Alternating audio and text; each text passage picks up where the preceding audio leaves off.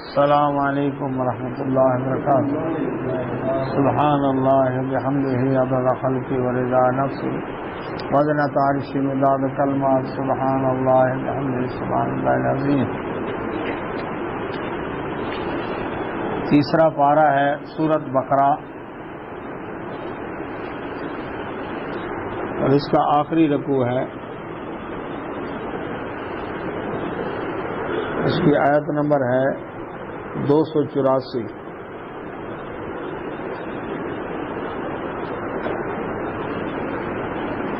سورہ بقرہ آیت نمبر 284.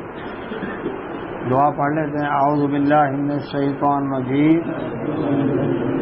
رب اشرح لی صدری ویسر لی امری واحلل عقدۃ من لسانی یفقہوا قولی. رب زدنی علما رب یسر ولا تعسر وتمم بالخیر وبک نستعین. اللهم صل على محمد وعلى آل محمد كما صليت على إبراهيم وعلى آل إبراهيم إنك حميد مجيد. اللهم بارك على محمد وعلى آل محمد كما باركت على إبراهيم وعلى آل إبراهيم إنك حميد مجيد. أعوذ بالله من الشيطان الرجيم. لله ما في السماوات وما في الأرض وإن تبدوا ما في أنفسكم أو تخفوه يحاسبكم به الله فيغفر لمن يشاء ويعذب من يشاء والله على كل شيء قدير.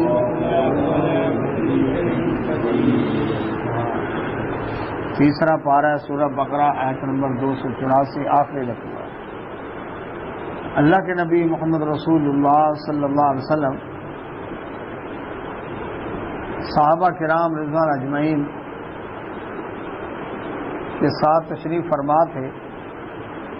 حدیث میں آتا ہے کہ رسول اللہ صلی اللہ علیہ وسلم پر جب یہ آیت نازل ہوئی للہ اللہ ہی کا ہے ما جو کچھ فی السماوات آسمانوں میں ہے وما اور جو کچھ فی الارض زمین میں ہے.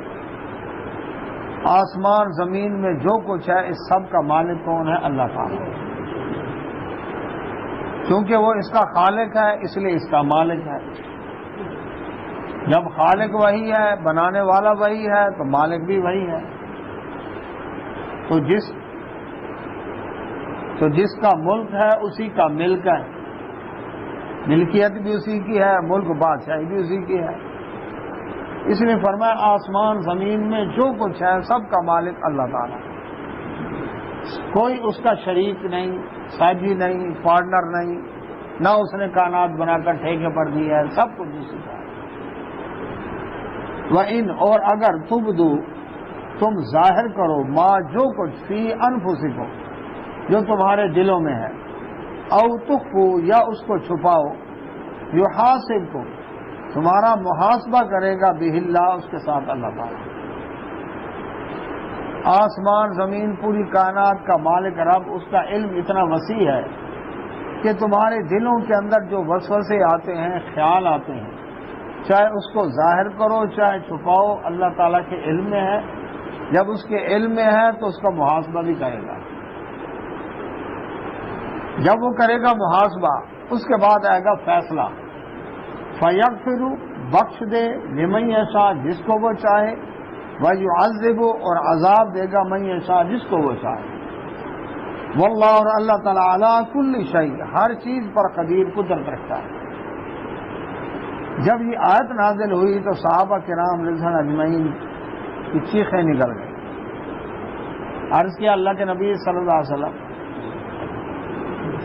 نماز روزہ زکوٰۃ حج یہ اعمال اللہ تعالیٰ نے فرض کیے وہ تو ہم اپنی استطاعت کے مطابق کر لیتے، لیکن یہ جو اللہ تعالیٰ نے فرمایا کہ تمہارے دلوں میں جو خیال آتا ہے، وسوسہ آتا ہے، اس پر بھی میں تمہارا حساب لوں گا، یہ تو ہماری طاقت سے باہر ہے، یہ تو ہماری طاقت سے باہر ہے۔ اللہ کے نبی صلی اللہ علیہ وسلم فرمایا تم کہو سمینا و اطعنا، ہم نے سنا اور اطاعت کی، بس تم تسلیم کر لو اس بات کو، اللہ مہربانی کرے گا۔ انہوں نے تسلیم کر لی اس بات کہ ٹھیک ہے جی، اللہ تعالیٰ محاسبہ کرے گا، جس کو چاہے پھر بخش دے، جس کو چاہے عذاب دے۔ تو پھر اللہ تبارک و تعالیٰ نے تخفیف کرتے ہوئے آیت نازل کی، جو اس سے 2 آیتیں آگے ہیں کہ اللہ تبارک و تعالیٰ کسی شخص کو مکلف نہیں بناتا مگر جتنی اس کی طاقت ہے، جتنی اس کی استطاعت ہے۔ اچھا، اس پر صحابہ کرام کو سکون آیا۔ اب بات یہ ہے کہ ایک ہے خیال آنا، ایک ہے خیال لانا، دونوں میں فرق ہے۔ اچانک خیال آ گیا، صحابہ کرام عرض کرتے ہیں اللہ کے نبی صلی اللہ علیہ وسلم ایسے ایسے وسوسے آتے ہیں کہ ہم بیان نہیں کر سکتے، اگر بیان کریں تو کفر کا ڈر ہے۔ نبی صلی اللہ علیہ وسلم اس کی وضاحت بھی کی کہ کیسے وسوسے شیطان ڈالتا ہے۔ رسول اللہ صلی اللہ علیہ وسلم نے فرمایا شیطان انسان کے پاس آتا ہے اور آ کر کہتا ہے یہ کس نے بنایا، یہ کس نے بنایا، یہ کس نے بنایا، یہ وہ گراؤنڈ بنا رہا ہے، بیس بنا رہا ہے۔ انسان کہتا ہے اللہ نے بنایا، تو اللہ کو کس نے پیدا کیا؟ فرمایا جب وہ یہ وسوسہ لے آتا نا تو تم کہو اعوذ باللہ من الشیطان الرجیم، پڑھ کے چھٹا دوبارہ اللہ کی پناہ طلب، یعنی ایسے ایسے وسوسے شیطان لاتا ہے۔ بات یہ ہے کہ اگر اللہ تعالیٰ کسی نے پیدا کیا تو پھر مخلوق ہو گیا نا، خالق تو نہ ہوا، جبکہ وہ تو خالق ہے۔ اچھا، حنظلہ رضی اللہ عنہ صحابی رسول ہے، اللہ کے نبی صلی اللہ علیہ وسلم کے یہ صحابی صحابہ کرام کے پاس بیٹھے ہیں، کہنے لگے بھائی میں منافق ہو گیا ہوں۔ باقی صاحب بیٹھے تم اللہ کے نبی صلی اللہ علیہ وسلم کا کلمہ پڑھا ہے، نبی صلی اللہ علیہ وسلم کے صحابی ہو، اللہ کے نبی صلی اللہ علیہ وسلم کا دیدار کیا ہے، آپ کی مجلس میں ہم جاتے ہیں، تم کیسے کہتے ہو میں منافق ہوں؟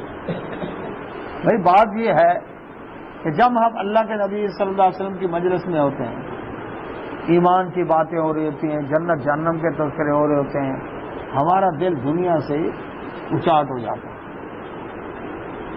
لیکن جیسے ہی وہاں سے فارغ ہو کر بیوی بچوں میں، باغ کھیت کھلیان میں، کاروبار میں آتے ہیں، ہمارے وہ دل کی کیفیت ہی نہیں ہوتی، دنیا اچھی لگنے لگ جاتی، اس کا مطلب ہے میں تو منافق ہو گیا ہوں۔ ابو بکر صدیق رضی اللہ عنہ بیٹھے تھے، انہوں نے یہ بات سنی، انہوں نے کہا یہ تو ہمارے دل میں بھی ایسے ہوتا ہے، یعنی وہ اس طرح اپنا محاسبہ کرتے تھے کہ اس وقت دل کی کیفیت کیا ہے۔ اب یہ سارے آئے اللہ کے نبی صلی اللہ علیہ وسلم خدمت میں، ایسے ایسے معاملہ ہے۔ حنظلہ کہتے ہیں میں منافق ہو گیا ہوں، اور کیوں کہتے ہو؟ اس کی یہ وجہ ہے جی، آپ نے فرمایا کیا تم محسوس کرتے ہو یہ بات؟ عرض کیا جی محسوس کرتے ہیں۔ فرمایا یہی تو ایمان ہے کہ اپنے دل کا اتنا جائزہ لینا کہ اب میرے دل کی کیفیت کیا ہے اور اب میرے دل کی کیفیت کیا ہے، یہ جو تم نے بولی ہے اس کو یہ تو ایمان ہے۔ فرمایا ہر وقت تمہاری یہ کیفیت نہیں رہ سکتی دل کی، اگر ہر وقت رہے فرشتے تمہیں پروں پر اٹھا لیں، انسان ہو نا۔ اب دیکھیں اس وقت ہمارے دل کی کیفیت کیا ہے، جب کلاس ختم ہوگی تو ہمارے دل کی کیفیت ہی ہوگی۔ تو یہ کیا ہے، اللہ سبحانہ و تعالیٰ نے انسان کو ایک اس کے اوپر نہیں رہنے دیا، اور یکسانیت سے بیٹھ کے بور ہو جاتا ہے۔ اچھا، اللہ کے نبی محمد رسول اللہ صلی اللہ علیہ وسلم نے فرمایا انسان کے دل میں جو وسوسہ آتا ہے، خیال آتا ہے، فرمایا اگر تو ہے نیکی کا خیال، ابھی اللہ تعالیٰ نے آسانی کی، نیکی کا خیال آتا ہے لیکن نیکی کی نہیں، اللہ تعالیٰ فرشتے کو حکم دیتے اس کی ایک نیکی لکھ دے، برائی کا خیال آیا اور برائی کی نہیں، اللہ تعالیٰ اس خیال کو ڈیلیٹ کر دیا، ختم کر دیا۔ اللہ تعالیٰ فرشتے کو حکم دیتے ہیں برائی کا خیال دور کرنے کی، نیکی لے کے اس کی، حالانکہ آیا برا خیال ہے لیکن سے اس نے کچھ جھٹک دیا، اب اس کے اوپر نیکی لے، حالانکہ انصاف کیا تھا، اس کے بھی گناہ لکھا جاتا، لیکن نہ، نیکی کا خیال آیا کی نہیں، نیکی لکھی گئی۔ برائی کا خیال آیا، برائی کے خیال کو جھٹک دیا، نیکی لکھی گئی۔ برائی کا خیال آیا، برائی کر لی، ایک کے بدلے ایک لکھی گئی۔ نیکی کا خیال آیا، نیکی کر لی، کم از کم 10 گنا سے لے کر 700 گنا تک، جتنے مشکل حالات میں جتنی مشکل نیکی ہوگی اتنا اس کا اجر ہوگا، کتنا فائدہ ہے۔ اچھا، پھر برائی جو کی ہے چھوٹی ہے یا بڑی ہے؟ چھوٹی برائی کی ہے، چھوٹا گناہ صغیرہ، وضو کر رہا ہے، اس سے اعضاء دھلنے کے ساتھ ہی ان اعضاء کے گناہ دھل رہے ہیں، تکلیف آئی یا پریشانی آئی ہے، صبر کیا ہے، اس کے بدلے اللہ چھوٹے گناہ معاف کر دے۔ فرمایا فرض نماز جماعت سے پڑھی، اگلی فرض نماز جماعت سے پڑھی، درمیان کے ٹائم کے چھوٹے گناہ اللہ جماعت کی برکت سے معاف کر دے۔ اسی طرح 5 نمازیں، پھر ایک جمعہ جماعت سے پڑھا، دوسرا جمعہ جماعت سے پڑھا، درمیان ہفتے کے چھوٹے گناہ اللہ جمعے کی برکت سے معاف کر دے۔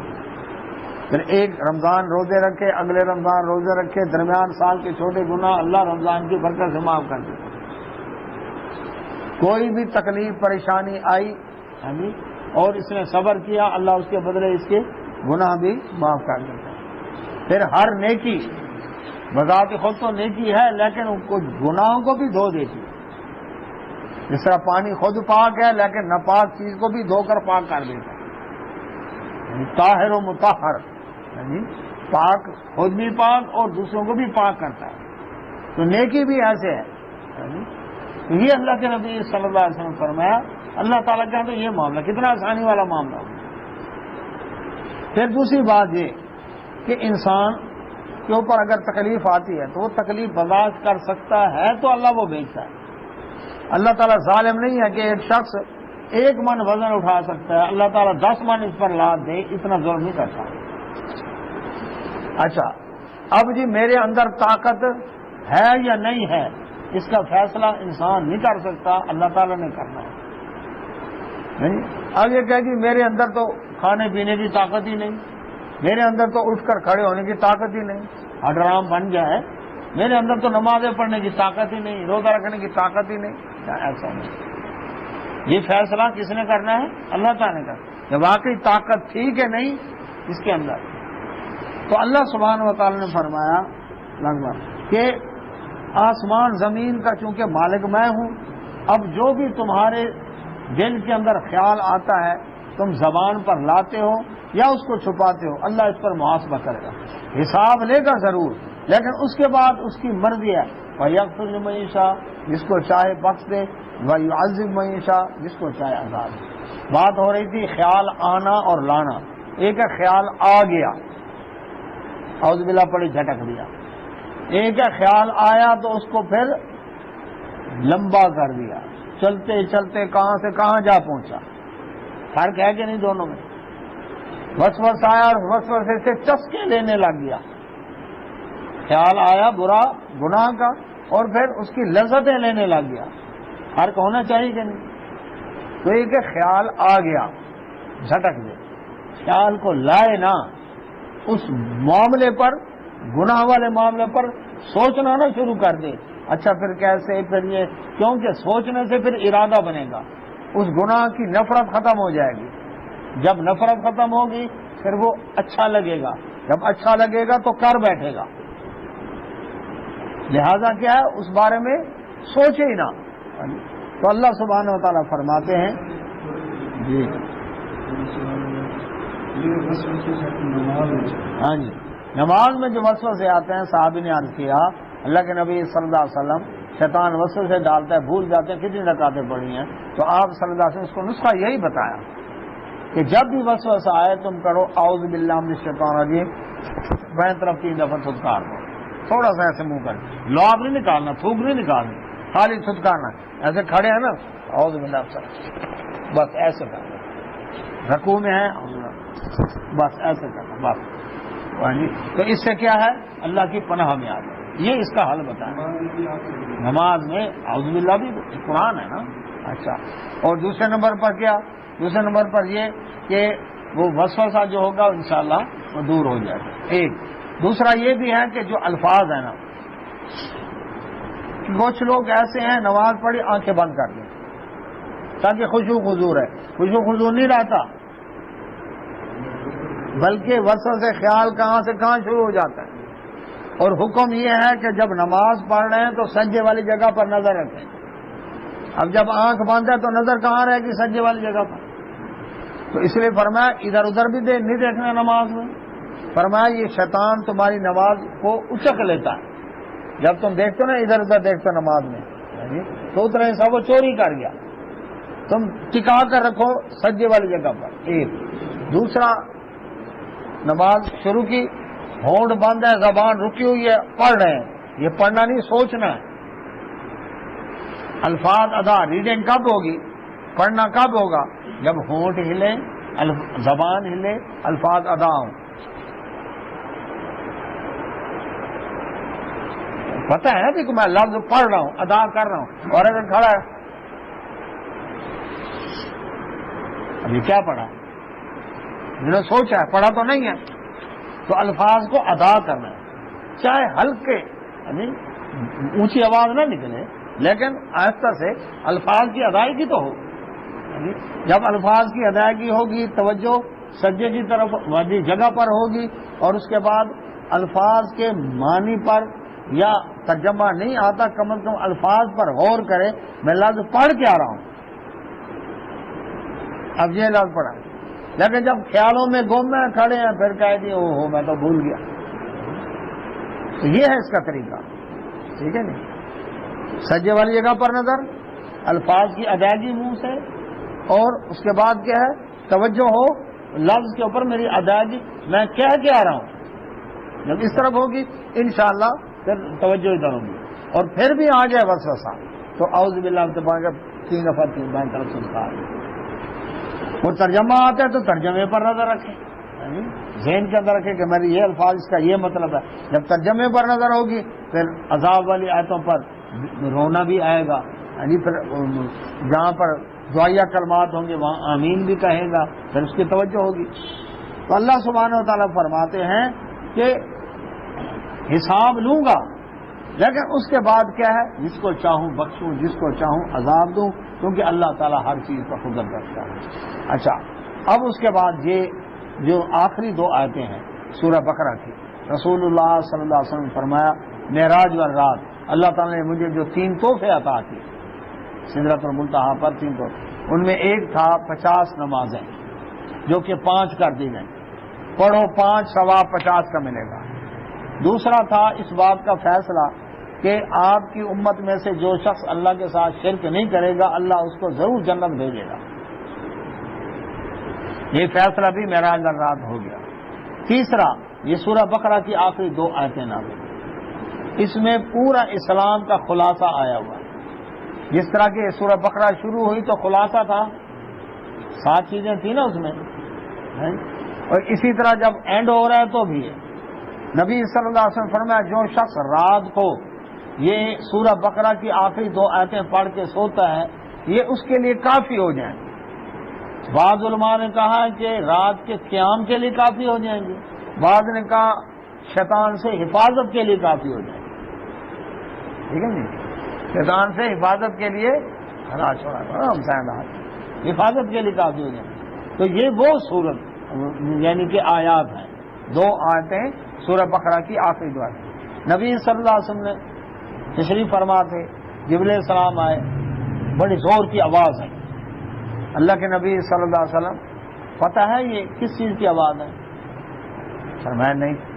عرض کیا یہ آج آسمان کا ایک دروازہ کھلا ہے جو آج سے پہلے کبھی نہیں کھلا، اس میں سے ایک فرشتہ آیا ہے جو آج سے پہلے کبھی زمین پر نہیں آیا، وہ فرشتہ حاضر ہوا، اس نے سلام کیا، اللہ کے نبی صلی اللہ علیہ وسلم میں آپ کے لیے 2 نور لے کر آیا ہوں جو آپ سے پہلے کسی پیغمبر پر نہیں آیا. آسمان کا دروازہ بھی پہلی دفعہ کھلا ہے, فرشتہ بھی پہلی دفعہ آیا ہے, اور 2 نور بھی پہلی دفعہ آئے ہیں جو آج سے پہلے کسی نبی پر بھی نہیں آئے. فرمایا وہ ہے سورہ فاتحہ اور سورہ بقرہ کے آخری 2 آیتیں. جو شخص ان کو پڑھ کر اللہ سے دعا کرے گا اللہ دعا رد نہیں کرے گا. یہ ایسی حالت ہے. فرمایا آمنا ایمان لایا الرسول رسول اللہ صلی اللہ علیہ وسلم بما جو کچھ انزلہ اتارا گیا الیہ اس کی طرف من ربی اس کے رب کی طرف سے والمؤمنون اور مومن بھی ایمان لائے. یعنی اللہ تبارک و تعالی نے جو کچھ نازل کیا تو سب سے پہلے رسول اللہ صلی اللہ علیہ وسلم اس پر ایمان لاتے ہیں, پھر باقی ایمان والے ایمان لاتے ہیں. اب اللہ کے نبی صلی اللہ علیہ وسلم کو جب بتایا گیا کہ آپ کو اللہ تعالیٰ نبوت و رسالت سے نوازا ہے تو اس نبوت اور رسالت کو سب سے پہلے کس نے تسلیم کیا؟ آمن الرسول, نبی صلی اللہ علیہ وسلم نے خود تسلیم کیا کہ مجھے اللہ نے رسول بنایا ہے, عبدہ و رسول ہوں, کہ میں اس کا بندہ ہوں اور اس کا رسول ہوں. سب سے پہلے نبی صلی اللہ علیہ وسلم. تو جو حکم نازل ہوتا ہے سب سے پہلے رسول اللہ صلی اللہ علیہ وسلم, استثناء نہیں ہے یہاں پر. پھر اس کے بعد باقی ایمان والے ایمان لاتے ہیں. کلن یہ سب کے سب آمنا ایمان لاتے ہیں باللہ اللہ پر. کیا کہ اللہ ہے جس نے کائنات بنائی, تخلیق کیا, نہ یہ خود بخود چل رہی ہے نہ اس کا کوئی شریک ہے. تو سب سے پہلے اللہ تعالیٰ پر ایمان. کس پر ایمان؟ اللہ پر ایمان. پھر وملائکتی اور اس کے فرشتوں پر ایمان. فرشتے اللہ تبارک و تعالیٰ کی نوری مخلوق ہے, اللہ کے نور سے نہیں بنے. اللہ تعالیٰ نے ان کو نور سے بنایا ہے. نور اللہ کی مخلوق ہے. ان میں تولید و تناسل نہیں, بیوی بچے نہیں, نسل نہیں, کھانا پینا نہیں, سونا نہیں. یعنی ان کی خوراک ہے اللہ کی تسبیح, اللہ کی حمد و ثنا, بس یہ ان کی خوراک ہے. رب جو ان کو حکم دیتا ہے یہ کر کے آتے ہیں. پوری دنیا کی مشرک قوموں نے جو دیوی دیوتاؤں کا تصور رکھا ہے نا وہ یہ فرشتوں والا ہے. یہ فرشتے اللہ تعالیٰ نے جن کی ڈیوٹیاں لگائیں تو مشرک قوموں نے ان کو مستقل اس کام کا, یہ بادل پر جس فرشتے کی ڈیوٹی ہے تو اب ہم بارش کے لیے اس بادل والے فرشتے سے مانگیں گے نہ کہ اللہ تعالیٰ سے. یہ مشرکین عرب فرشتوں کو اللہ کی بیٹیاں کہتے ہیں, نعوذ باللہ, کہ یہ رب کی بیٹیاں اور بیٹیاں باپ کی لاڈلی ہوتی ہیں تو فرشتوں کی پوجا کریں گے تو یہ رب سے بات ہماری منوا لیں گے. تو ملائکتی نہیں, وہ فرشتے اللہ سبحانہ و تعالیٰ کے حکم کے مطابق کام کرتے ہیں. رب کا آرڈر ہو اس کی تعمیل کرتے ہیں, اپنی مرضی نہیں کرتے. اور ان کے لیے بھی جنت اور جہنم نہیں ہے, حساب کتاب نہیں ہے. یہ صرف کن کے لیے ہے؟ انسانوں اور جنات کے لیے, کیونکہ یہ 2 مکلف ہیں. ان میں تو انکار کی مجال ہی نہیں ہے. اور یہ کہنا کہ ہاروت ماروت فرشتے تھے, زمین پر آئے اور انہوں نے نافرمانی کی اور زہرہ ستارے میں چلے گئے, یہ من گھڑت باتیں ہیں. کوئی فرشتہ رب کی نافرمانی نہیں کرتا, یاد رکھیں. وکتبہ اور اس کی کتابوں پر ایمان. کتنی قومیں ایسی ہیں, لوگ ایسے ہیں کہ جو اللہ تعالیٰ کی ذات کو تو مانتے ہیں لیکن اللہ تعالیٰ کی طرف سے آئی ہوئی کتاب, آئی ہوئی ہدایت, اس کی نصیحت کو تسلیم کرنے کو تیار نہیں. وہ کہتے نہیں, انسان خود اپنے لیے خود قانون تیار کرے, اپنے لیے آئین دستور خود تیار کرے, ہمیں رب کی رہنمائی کی ضرورت نہیں ہے, ہماری عقل ہی بڑی بالغ ہو چکی ہے. نہیں, کتبہ اس کی کتابوں پر ایمان. موسیٰ علیہ السلام پر تورات, داؤد علیہ السلام پر زبور, عیسیٰ علیہ السلام پر انجیل, محمد رسول اللہ صلی اللہ علیہ وسلم پر قرآن مجید فرقان حمید کتاب نازل ہوئی. ورسلہ اور اس کے رسولوں پر ایمان, کہ جتنے رسول اللہ سبحانہ وتعالیٰ نے بھیجے اپنے اپنے دور کے اندر ان سب کے اوپر ایمان. اچھا, اب یہ کیا کرتے ہیں؟ یہودی 2 نبیوں کی نبوت اور رسالت کے منکر ہیں. ایک عیسیٰ علیہ السلام کی نبوت اور رسالت, ایک محمد رسول اللہ صلی اللہ علیہ وسلم کی نبوت اور رسالت کے منکر ہیں. یہ ان کا یہ جرم ہے. عیسائی بھی 2 نبیوں کی نبوت اور رسالت کے منکر ہیں, ایک محمد رسول اللہ صلی اللہ علیہ وسلم کی نبوت اور رسالت کے, ایک عیسیٰ علیہ السلام کی نبوت اور رسالت کے. آپ حیران ہوں گے کہ عیسیٰ علیہ السلام کی نبوت اور رسالت کے، جی وہ عیسیٰ علیہ السلام کو نعوذ باللہ رب کا بیٹا کہتے ہیں، تین خداؤں میں سے خدا کہتے ہیں، خدا انہیں یسوع مسیح کہتے ہیں، لیکن ان کو اللہ کا نبی اور رسول نہیں مانتے۔ جرم ہوا نا، ان کا مقام مرتبہ نبوت اور رسالت کا، اور انہوں نے بنا دیا ان کو رب کا بیٹا، نعوذ باللہ من ذالک، نبی اور رسول کا نہیں مانے۔ تو اللہ سبحانہ تعالیٰ نے فرمایا کل آمن باللہ، یہ سب کے سب اللہ پر ایمان رکھتے ہیں، اس کے فرشتوں پر ایمان رکھتے ہیں، اس کی کتابوں پر اور اس کے رسولوں پر ایمان رکھتے ہیں۔ رسولوں کے بارے میں بھی دنیا کے اندر عجیب نظریہ، لوگ انسانوں میں سے کسی کو نبی اور رسول ماننے کے لیے تیار نہیں۔ اکثر لوگ کہتے ہیں کہ رب کسی میں اتر آیا، اوتار کا عقیدہ،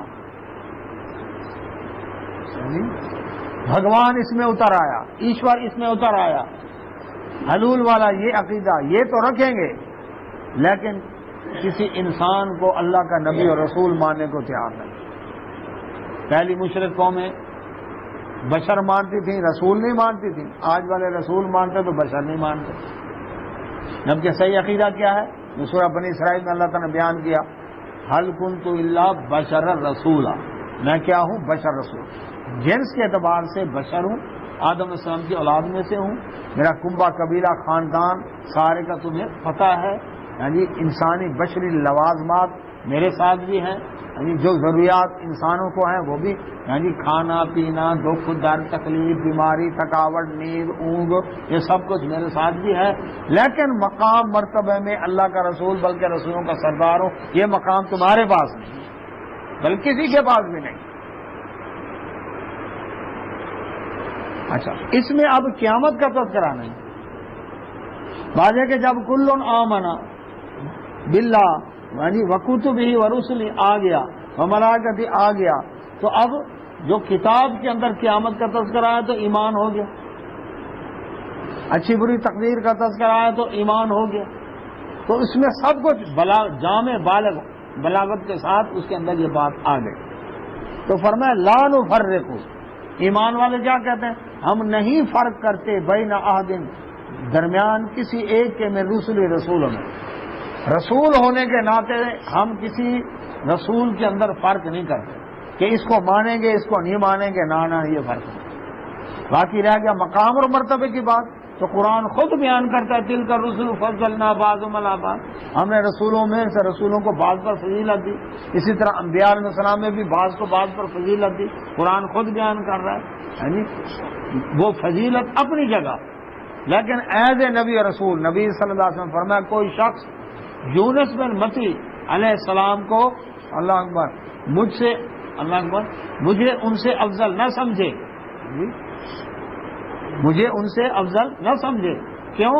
اس وجہ سے جس طرح وہ اللہ کے نبی اسی طرح میں اللہ کا نبی،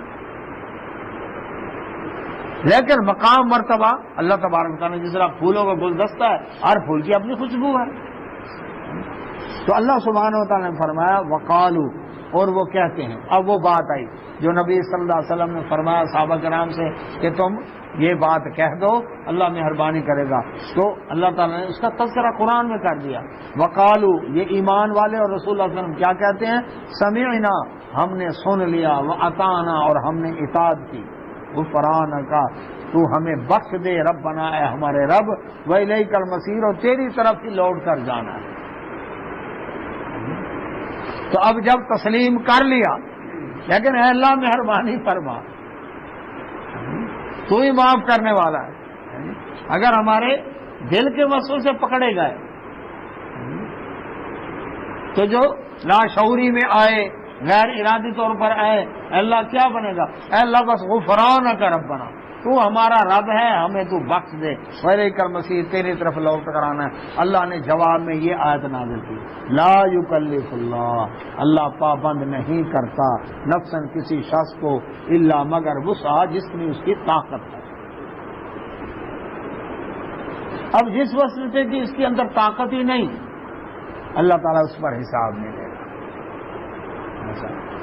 جس عمل کی اس کے اندر طاقت نہیں، اب انسان اگر خود فیصلے کرنے بیٹھ جائے، اس کام کی میرے اندر طاقت نہیں، اس کی بھی میرے اندر طاقت نہیں، اس کی میرے اندر طاقت نہیں، پھر تو دنیا کوئی کام نہ ہو سکے.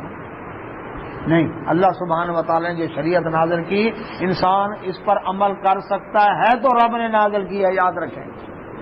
یہ نہ کر سکتا ہوتا اللہ تعالیٰ ہمیں یہ شریعت نازل نہ کرتا.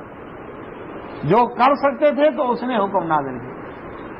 دیکھیں 15 کروڑ کلومیٹر کا فاصلہ طے کر کے سورج کی کرن 3 لاکھ کلومیٹر فی سیکنڈ کی رفتار سے 8 منٹ میں زمین تک پہنچی ہے.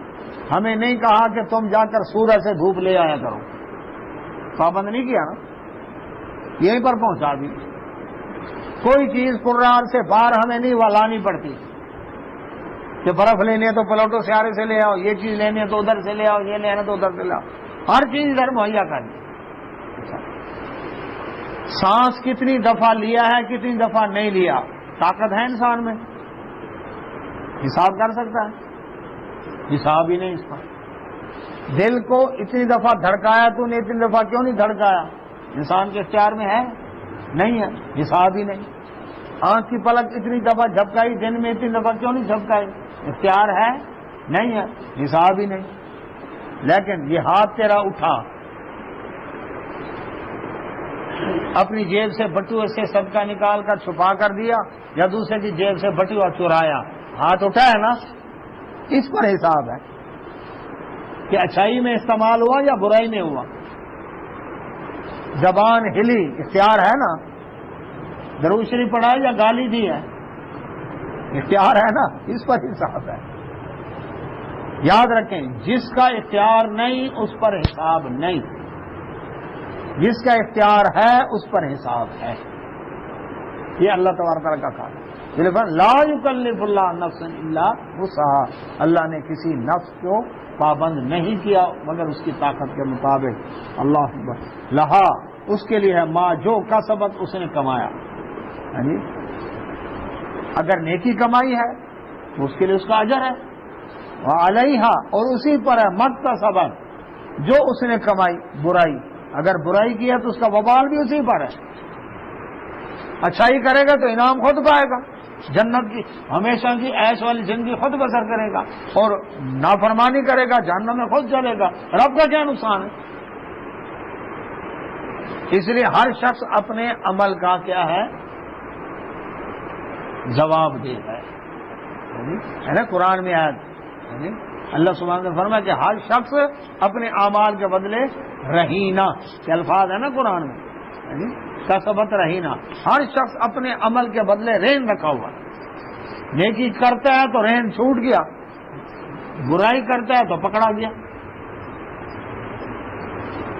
الذی خلق الموت والحیات لیبلوکم ایکم احسن عملا، موت کو اور زندگی کو پیدا کیا تاکہ دیکھو تم میں اچھے کام کون کرتا ہے.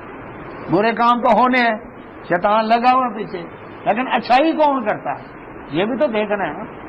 تو میں نے تمہارے اچھے کاموں کو دیکھنا ہے، برے کاموں کے بارے میں فَيَغْفِرُ لِمَن يَشَاءُ وَيُعَذِّبُ مَن يَشَاءُ، اس کی بخشش کا بھی قانون ہے، اس کے عذاب کا بھی قانون ہے. اللہ اکبر. فیصلہ کر دیا زمین سے آسمان تک ساری فضا خلا گناہ سے بھر دے. اگر اللہ کے ساتھ شرک نہیں کیا، اللہ چاہے تیرے سارے گناہ معاف کر، ہے اس کی چاہت پر ہونا سے. اور نیکیوں کے انبار لگا دیے، لیکن رب کے ساتھ شرک کیا، سارے عمل برباد ہو گئے. سنت کے مطابق نہیں، عقیدہ شرک آ گیا، اخلاص نہیں، عمل برباد ہو گیا. تو اللہ سبحانہ تعالیٰ فرماتے ہیں، اللہ اکبر. اب دعا سکھائی. اللہ تعالیٰ نے اپنے بندوں کو اپنے سے مانگنے کا طریقہ بتایا کہ مجھ سے ایسے مانگو. جب وہ خود فرما رہا ہے کہ مجھ سے ایسے مانگو، تو جب اس طرح مانگیں گے تو اس ملنے میں کوئی شک رہے گا؟ کیونکہ وہ خود بتا رہا ہے. ایک محکمہ کا ہے جی، آئیں جی آپ اس پروسیس سے گزریں تو آپ کا یہ شناختی کارڈ بن جائے گا. اگر اس پروسیس سے کوئی شخص گزرتا ہے تو اس کے بننے میں کوئی شک ہوگا؟ کیونکہ خود انہوں نے طریقہ مقرر کیا. تو جب رب خود فرما رہا ہے مجھ سے ایسے مانگو، بندوں کو اپنے سے مانگنے کا سلیقہ بتا. تو جب اس طرح مانگے گا تو پھر ملنے میں کوئی شک ہوگا؟ فرمایا اس طرح دعا کرو، ربنا، اے ہمارے رب، لا تؤاخذنا، ہماری پکڑ نہ کر، ہمارا مواخذہ نہ کر، ان نسینا، اگر ہم بھول جائیں، یعنی انسان ہے نا، بھول جاتے، گناہ کر بیٹھتے ہیں، بھول چوک ہو جاتی ہے، او اخطانا، یا ہم جان بوجھ کر کو خطا کرتے ہیں، بھول چوک کر کریں یا جان بوجھ کر کریں، بھول چوک کر یا عمدن، اے اللہ اس پر ہمارا مواخذہ نہ کر، ہماری پکڑ نہ کر، ربنا، اے ہمارے رب، ولا تحمل، نہ بوجھ ڈال، علینا، ہم پر، تحمل حمل سے، حمل کس کو کہتے ہیں؟ بوجھ کو، عورت حمل سے ہے، کیا مطلب؟ اس کے پیٹ میں بوجھ ہے، حاملہ بوجھ والی، تو اے ہمارے رب ہم پر بوجھ نہ ڈال، اسرن، اللہ اکبر، جو ہم اٹھا نہ سکیں، کما، جیسے، حملتہ، تو نے بوجھ ڈالا، علی الذین، ان لوگوں پر، من قبلنا، جو ہم سے پہلے تھے، پہلی امتوں پر جو شریعت کے بوجھ تو نے ڈالے، کیسی سخت شریعتیں تھیں۔ یہودیوں میں قصاص تھا، کوئی قتل کرتا قصاص تھا، نہ دیت تھی نہ معافی تھی، بدلہ لینا بس، اور بھائی معافی کی امید نہیں، دیت دے دو، جو پیسے رقم دے دیتا، نہیں، خون کا بدلہ خون، سختی نہ شریعت۔ اچھا، نجاست لگ جائے کپڑے کو کینچی سے کاٹو، دھونے سے پاک نہیں ہوگا، سختی نہ کبھی۔ عورت ناپاک ہے تو کیا ہے جی؟ بس نہ کپڑے دھو سکتی ہے، نہ کھانا پکا سکتی ہے، نہ برتن دھو سکتی ہے، جس جگہ پر بیٹھے گی وہ چارپائی ناپاک ہو گئی، اس چارپائی سے اٹھ کر گئی، اس پر کوئی اور مرد آ کر بیٹھا، وہ ناپاک ہو گیا، وہ غسل کر بھی لے تب بھی شام تک ناپاک ہے، سختی نہ شریعت۔ تو اے اللہ جیسے ان قوموں پر سختیاں تھیں، شریعتیں سخت تھیں، اے اللہ ایسا بوجھ ہم پر نہ رہے جو ہم اٹھا نہ سکیں، رب نہیں، وہ ان میں سحری نہیں تھی، سحری نہیں تھی، 24 گھنٹے کا روزہ، 24 گھنٹے کا روزہ، سحری نہیں تھی ان میں، افطاری کی، اس کے بعد روزہ پھر شروع۔ اب ربنا، اے ہمارے رب، ولا تحملنا، نہ اٹھوا ہم سے، مالا، ایسا بوجھ جو نہیں، طاقت لنا، طاقت ہمارے اندر بھی اس کو اٹھانے کی، اے اللہ جس بوجھ کو اٹھانے کی ہمارے اندر طاقت نہیں، ایسا بوجھ اٹھوا ہی نہ۔ ہم کہتے ہیں نا جب بہت ٹینشن، ڈپریشن، پریشانی ہو، اس وقت یہ دعا بڑی اعلیٰ ہے کہ اللہ جو میرے اندر طاقت نہیں نا، جو میں نہیں اٹھا سکتا، میرے اندر طاقت نہیں، اے اللہ ایسی آزمائش سے بچا، ایسی پریشانی سے بچا، مشکل وقت میں یہ دعا کریں، اس طرح سے ہے نا دعا، مجیب المضطر اذا دعا ویکشف السوء، اے مجبور اور بے کس کی فریاد سن کر اس کی تکلیف دور کرنے والے، یا حی یا قیوم برحمتک استغیث، اللہ تعالیٰ کے اکبر اسماء کا واسطہ دے کر اسے رحمت طلب کرنا۔ تو اسی طرح سے یہ بھی دعا ہے، ربنا لا تؤاخذنا ان نسینا واخطانا، پکڑ ہی ہوتی ہے نا گناہوں کی، تو اس کے اوپر معافی ہے یہ، ولا تحمل علینا اصرا کما حملت علی الذین من قبلنا ربنا ولا تحملنا ما لا طاقت لنا به واعف عنا، ہمیں معاف کر، میں مانتا ہوں مجھ سے غلطی ہوئی، بھول چوک کر ہوئی، جان بوجھ کر ہوئی، میں تسلیم کرتا ہوں، واعف عنا، بس ہمیں معاف کر دے، واغفر لنا، ہمیں بخش دے، وارحمنا، ہم پر رحم کر دے، انت مولانا، تو ہی ہمارا مددگار ہے، دوست بھی ہے، مددگار بھی ہے اور سرپرست بھی ہے، فانصرنا، اور ہماری مدد فرما، علی القوم الکافرین، کافر قوم کے مقابلے میں۔ یہ آیات جب نازل ہوئی، یہ چونکہ آیات کب نازل ہوئی تھی؟ معراج والی رات، اور معراج کب تھی؟ ہجرت سے تقریباً 1.5 سال پہلے، اور اس وقت مکہ میں حالات مسلمانوں پر بڑے تنگ تھے، اور اس سے پہلے نبی صلی اللہ علیہ وسلم طائف کے اندر پتھر کھا کے آئے تھے، لہولہان ہوئے تھے. اللہ کے نبی صلی اللہ علیہ وسلم، اللہ اکبر، ہجرت سے پہلے کی بات ہے. تو اس میں اللہ تعالیٰ نے جو مانگنے کا سلیقہ بتانا تو صحابہ کرام کو تسلی ہو گئی کہ اب اس ٹینشن پریشان کے کفر ظلم کر رہا ہے، نہ ہمارے گھر بار اس نے سالم چھوڑے، نہ ہماری جانوں کو سالم چھوڑا، ظلم و ستم کی انتہا کر دی. تو اس پر جب یہ آیتیں رب سے مانگنا کہ اللہ ایسی آزمائش ہم پر نہ ڈال جو ہمارے اندر طاقت نہ ہو، بس معاف کر دے، بخش دے، رحم کر دے، تو ہی ہمارا مددگار ہے، اور اس کافر قوم کے مقابلے ہماری مدد فرما. اس پر صحابہ کرام کہتے تھے آمین، اے اللہ ہماری دعا قبول کر. جب مانگنے کا طریقہ اس نے خود بتایا تو جب اس طرح مانگیں گے تو قبول ہونی ہی ہونی ہے انشاءاللہ. تو یہ ہے اللہ سبحانہ و تعالیٰ کے نبی محمد رسول اللہ صلی اللہ علیہ وسلم نے فرمایا یہ 2 آیتیں جو رات کو پڑھ کے سوئے گا صبح تک اس کے لیے یہ کافی ہو جائیں گی، شیطان سے حفاظت کے لیے بھی، رات کے قیام کے لیے. ایسے سمجھے کہ رات کو نفل پڑتا رہا، کتنی حالت ہے کہ جب رات کو سوئیں لکھا کہتے ہیں نیند نہیں آتی، نیند آتی قرآن پڑھنا شروع کر دیں، اذکار کریں، غور کریں کہ میں نے شام کے اذکار میرے رہ تو نہیں گا، وہ کرتے رہیں، مکمل ہو گئے. تو اب وہ نبی صلی اللہ علیہ وسلم معوذات کا دم کرتے اپنے اوپر. اسی طرح سے جب پھر بھی نہیں آ رہی نیند درود شریف پڑھنا شروع کر دیں. شیطان کہتا ہے یہ کس کام میں لگ گیا، سلاؤ اس کو، سلاؤ جلدی سے پڑھنا شروع کر دیں. اب وہ پڑھنا ہے ایسے نہیں کہ ہونٹ باندھو زبان باندھ، پڑھنا ہے، پڑھنا سوچنا نہیں، سوچ کر پڑھنا ہے. کیا ہے؟ سوچ کر پڑھنا ہے، الفاظ ادا ہو. ہاں جی، وہ بات سے شروع ہو گئے. جیسے درود سے شروع کروں جمائیاں شروع ہو جاتی ہیں. تو شیطان کہتے ہیں یہ کس کام میں لگ گیا، اس کو آپ سلاؤ تاکہ نیکی نہ کرے، تاکہ نیکی نہ کرے. اللہ سے دعا اللہ سمجھے توفیق عطا فرمائے.